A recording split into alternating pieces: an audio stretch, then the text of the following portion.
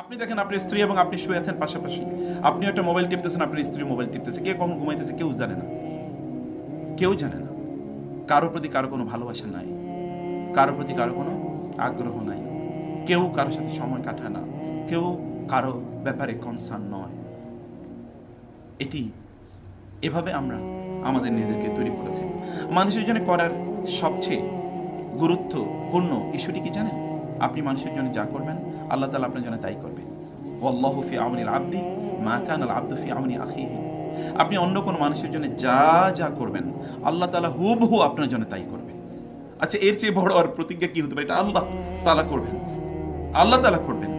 তাহলে আপনি অন্যের জন্য হাত বাড়িয়ে দেন, আল্লাহ আপনার জন্য হাত বাড়িয়ে দেবেন। বরং আল্লাহর হাতটা তো আপনার হাতের চেয়ে অনেক অনেক বড়, তাই না? রাসূলুল্লাহ সাল্লাল্লাহু আলাইহি ওয়াসাল্লাম তো এই কথা বলেছেন।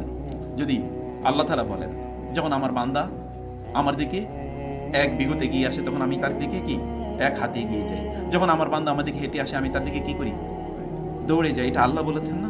হাদিসে করছি তো, বুখারীর হাদিস। আল্লাহ তাআলা এগিয়ে দৌড়ে যান।